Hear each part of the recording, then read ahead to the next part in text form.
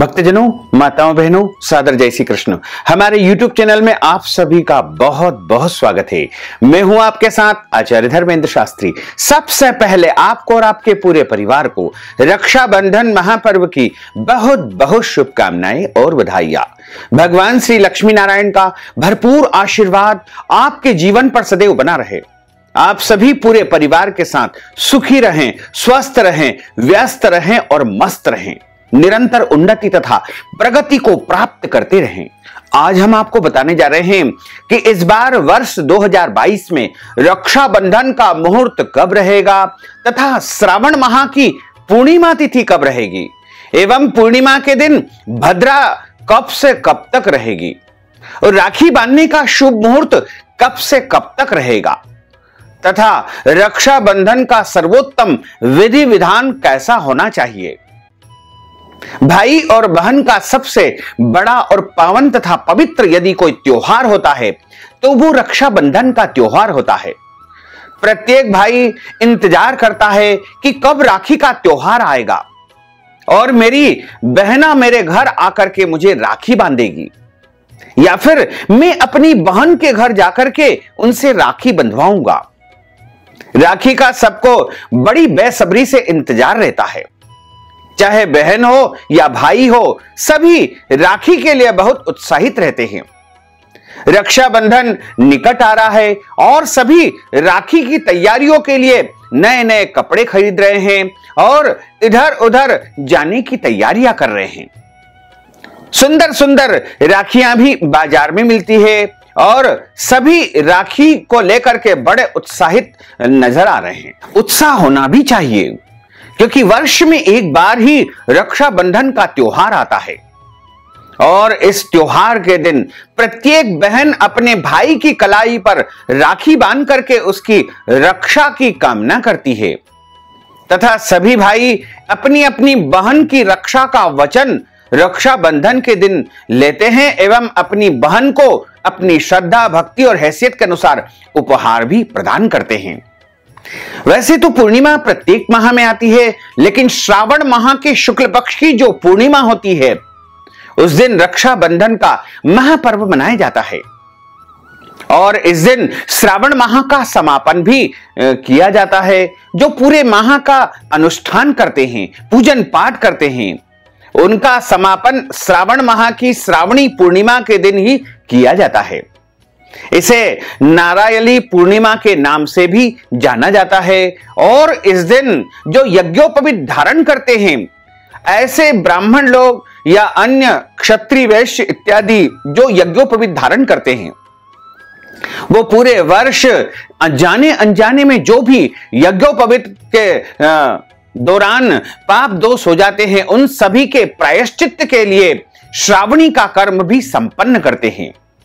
उस दिन ऋषियों का पूजन होता है, सप्त ऋषि का पूजन होता है एवं हेमाद्रि स्नान की विधि संपन्न होती है तथा नवीन यज्ञोपवीत धारण का कार्यक्रम संपन्न किया जाता है। ब्राह्मण समाज के सभी लोग नदी किनारे, जलाशय पर या किसी पवित्र स्थल, मंदिर इत्यादि में एकत्रित होकर के सभी 10 विधि स्नान यानी 10 प्रकार से पहले स्नान करते हैं। उसके बाद देव ऋषि पितृ तर्पण करते हैं और सप्त ऋषियों का पूजन करते हैं। उसके बाद नवीन यज्ञोपवीत धारण करते हैं क्योंकि यज्ञोपवीत जो धारण करता है उससे पूरे वर्ष में जाने अनजाने में कई प्रकार की त्रुटि हो जाती है। तो उन सभी त्रुटि की क्षमा प्रार्थना के लिए, प्रायश्चित्त के लिए श्रावणी कर्म, जिसे हेमाद्रि कर्म कहा जाता है, वो संपन्न किया जाता है और इस दिन रक्षाबंधन का महापर्व मनाया जाता है। इस बार वर्ष 2022 में रक्षाबंधन का जो महापर्व है वो 11 अगस्त 2022 गुरुवार के दिन रहेगा। हालांकि इस बार पूर्णिमा तिथि 2 दिन रहेगी, 11 अगस्त को एवं 12 अगस्त को।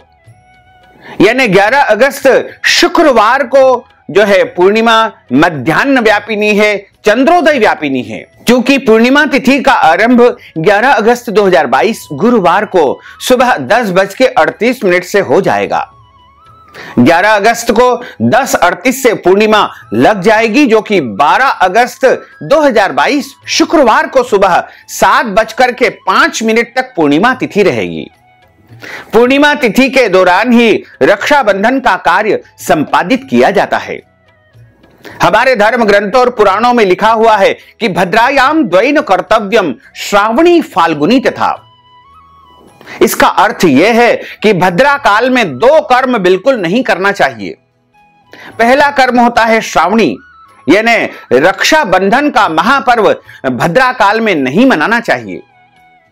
भद्रा के दौरान किसी भी बहन को अपने भाई की कलाई पर राखी नहीं बांधना चाहिए, क्योंकि भद्रा काल में राखी बांधना अशुभ माना जाता है।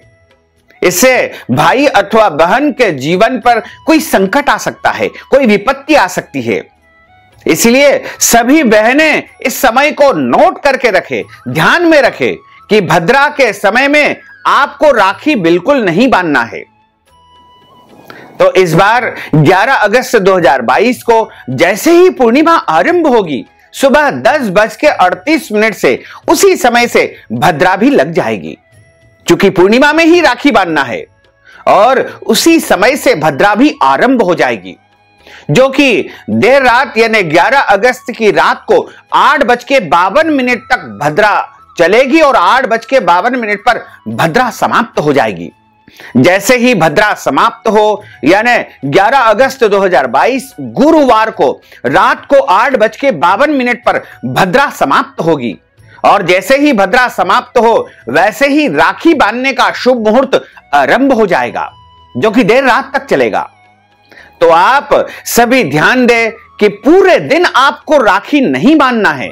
किसी भी परिस्थिति में, किसी भी कारणवश आपको पूरे दिन राखी नहीं बांधना है। केवल और केवल रात को 8:52 के बाद ही आप सभी को राखी बांधना चाहिए, अन्यथा आपके घर परिवार में कोई भी अनिष्ट हो सकता है। क्योंकि भद्रा काल में दो कर्म बिल्कुल नहीं करना चाहिए। पहला कर्म होता है राखी बांधना और दूसरा कर्म होता है होलिका दहन। यदि भद्रा काल में राखी बांधी जाए तो उससे घर परिवार में अनिष्ट हो सकता है, भाई बहन के जीवन में संकट आ सकता है, परिवार में किसी भी प्रकार की कोई घटना या दुर्घटना घटित हो सकती है। इसलिए आप सभी सावधान रहे, सतर्क रहे। हम आपको डरा नहीं रहे हैं, हम आपको भ्रमित नहीं कर रहे हैं। हम तो शास्त्रों में दी गई जो जानकारी है उसको पूर्णतः सत्य रूपेण आपके सामने प्रकाशित करने का प्रयास कर रहे हैं। इसी प्रकार जब भद्रा काल में होलिका दहन किया जाता है, होली जलाई जाती है, तो होली यदि भद्रा काल में जलाई जाए तो उससे गांव का नुकसान हो सकता है, शहर का नुकसान हो सकता है, नगर का नुकसान हो सकता है, प्रदेश का नुकसान हो सकता है, राष्ट्र का नुकसान हो सकता है, विश्व का नुकसान हो सकता है। इसलिए भद्रा काल में किसी भी प्रकार से ये दो कर्म बिल्कुल नहीं करना चाहिए।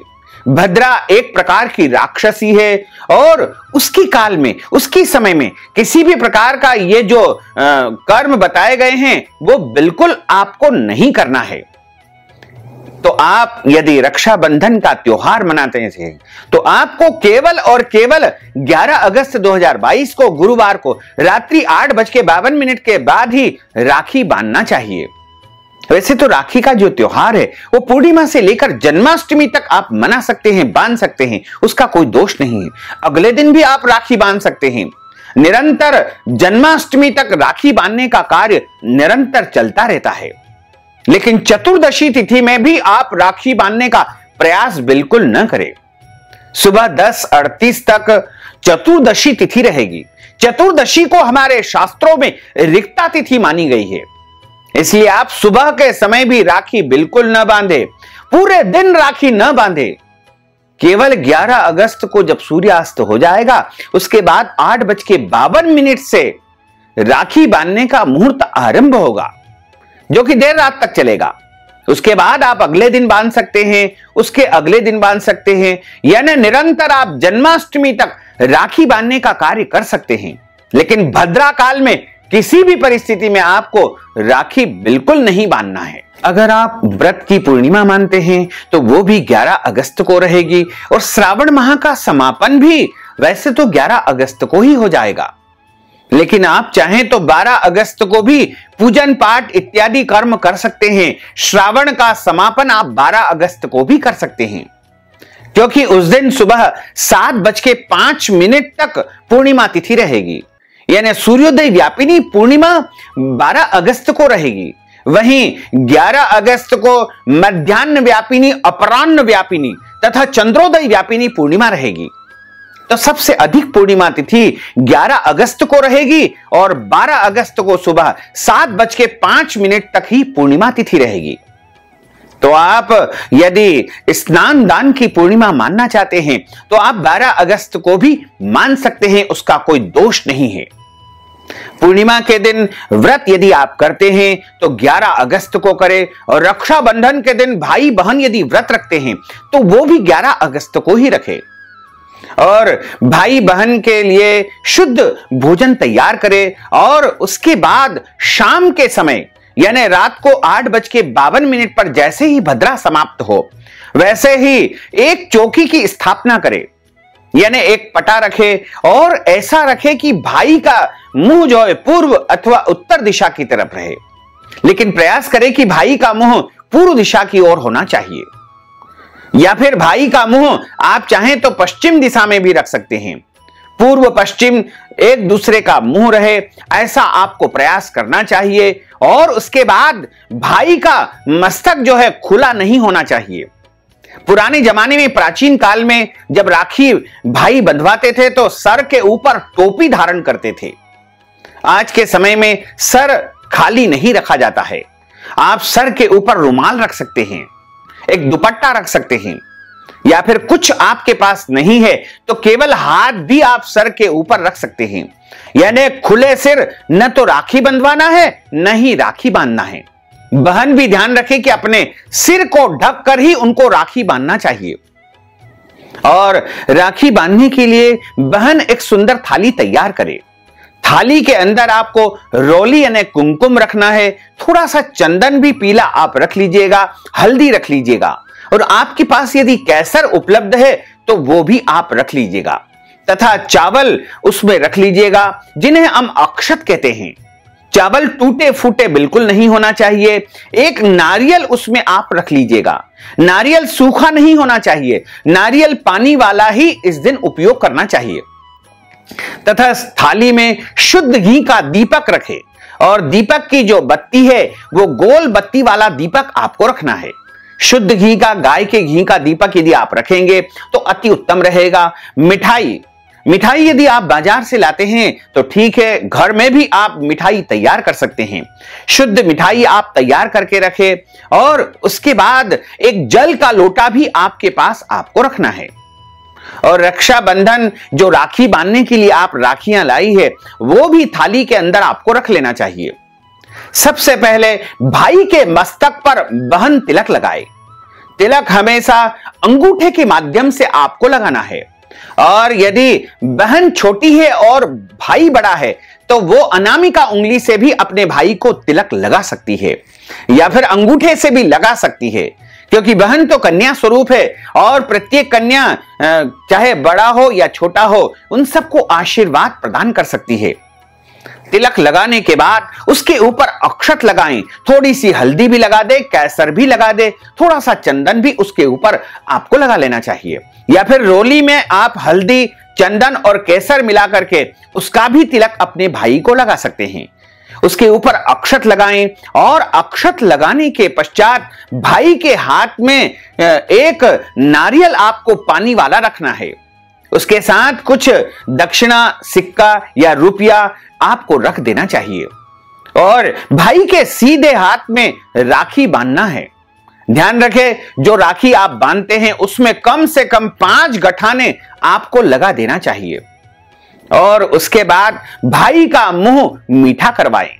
आप चाहें तो बाजार से मिठाई लाए हैं वो भी खिला सकते हैं, घर में बनी मिठाई भी आप खिला सकते हैं, गुड़ मिश्री का भी मिठाई के रूप में आप उपयोग कर सकते हैं।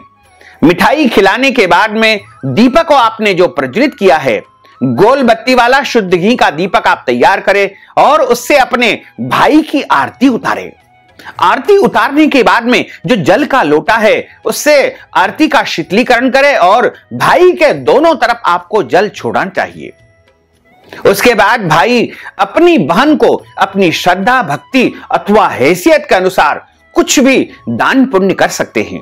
आप नगद राशि भी अपनी बहन को दे सकते हैं, वस्त्र दान भी आप अपनी बहन को कर सकते हैं, आभूषण भी दे सकते हैं, किताब काफी या पढ़ाई लिखाई की वस्तु भी अपनी बहन को आप दान कर सकते हैं। इसके अलावा कोई ऐसी चीज जो बहन के लिए बहुत उपयोगी है वो भी आप दान कर सकते हैं। लेकिन ध्यान रखें, गलती से भी लोहे की चीज या कांच की चीज या फिर जर्मन की वस्तु अपनी बहन को राखी के दिन बिल्कुल दान न करें, क्योंकि लोहा, कांच और जर्मन इन तीनों को उपहार के स्वरूप में अपनी बहन को राखी के दिन आपको बिल्कुल नहीं देना है। और राखी के दिन आप दाढ़ी कटिंग न करवाएं, झूठ न बोलें, क्रोध न करें, वाद विवाद बिल्कुल न करें और किसी भी बड़े बुजुर्ग अथवा वरिष्ठ जन का अपमान बिल्कुल न करें। लड़ाई झगड़ा न करें, किसी का दिल भी न दुखाएं। आपके घर पर यदि इस दिन कोई भी याचक, भिखारी अथवा जरूरतमंद व्यक्ति आता है तो उसको खाली हाथ न लौटाएं। उसको अपनी श्रद्धा भक्ति अथवा हैसियत के अनुसार कुछ न कुछ दान पुण्य अवश्य करें। इसके अलावा पति पत्नी को इस दिन ब्रह्मचर्य व्रत का पालन भी करना चाहिए। राखी के दिन आप एक समय भोजन करके आप व्रत भी कर सकते हैं। इसके अलावा यदि इस दिन माताएं बहनें पीरियड की अवस्था में आ जाती है तो पीरियड के दौरान चूंकि स्पर्श करना मना होता है, पूजन करना मना होता है, इसलिए अपने भाई को पीरियड के दौरान राखी नहीं बांधना चाहिए। आप अगले दिन बांध सकते हैं या अपनी राखी किसी और महिला के माध्यम से भी आप अपने भाई को बंधवा सकते हैं, उसमें कोई दोष नहीं है। या फिर आप जन्माष्टमी तक कभी भी अपने भाई को राखी बांध सकते हैं, उसका भी कोई दोष नहीं माना जाता है। अगर आपके घर परिवार में जन्म अथवा मृत्यु का सूतक लग जाता है तो ऐसी अवस्था में भी आपको रक्षाबंधन का पर्व सूतक के दौरान नहीं मनाना चाहिए। और यदि गर्भवती माताएं बहनें हैं तो वो निश्चिंत होकर के राखी बांध सकती है, इसका कोई दोष नहीं है। और इसी तरह यदि रक्षाबंधन के दिन किसी के घर में, परिवार में अचानक उसी दिन यदि किसी की मृत्यु हो जाती है तो उस दिन राखी का पर्व उनको नहीं मनाना चाहिए। यानी जब तक वो राखी अपने घर में नहीं मनाएंगे जब तक उनके घर में किसी का जन्म नहीं हो जाए, यानी जन्म भी हो तो राखी के दिन ही होना चाहिए। या फिर गाय उनके घर में बछड़े को जन्म दे दे या कोई भी जीव जंतु प्राणी यदि राखी के दिन ही उनके घर में बच्चे को जन्म दे देंगे तो राखी का त्योहार पुनः उनके घर में आरंभ हो जाएगा। यानी राखी के दिन यदि घर परिवार में किसी की मृत्यु हो जाती है तो उस दिन राखी का त्योहार नहीं मनाना चाहिए। यानी प्रति वर्ष राखी के दिन रक्षाबंधन का त्योहार उस दिन को छोड़ करके आप अगले दिन मना सकते हैं, लेकिन उस दिन उस पर्व को मनाही वर्जित हो जाती है, यानी मनाना बिल्कुल नहीं चाहिए। तो इस तरह से आप रक्षाबंधन का त्योहार मनाएं और हमारी सभी बातों को ध्यान में रखते हुए आप रक्षाबंधन का त्योहार मनाएंगे तो आपके घर परिवार में सुख शांति समृद्धि का आगमन होगा। अगर आप रक्षाबंधन से संबंधित कोई भी सवाल हमसे पूछना चाहते हैं तो आप कमेंट बॉक्स में लिख करके अवश्य हमें भेजें, हम उसका उत्तर आपको अवश्य ही प्रदान करेंगे। तो भक्तजनों, माताओं बहनों, अगर आपको यह जानकारी अच्छी लगी है तो आप इस ज्ञानवर्धक वीडियो को अधिक से अधिक लोगों को शेयर करिएगा, लाइक करिएगा, कमेंट करिएगा।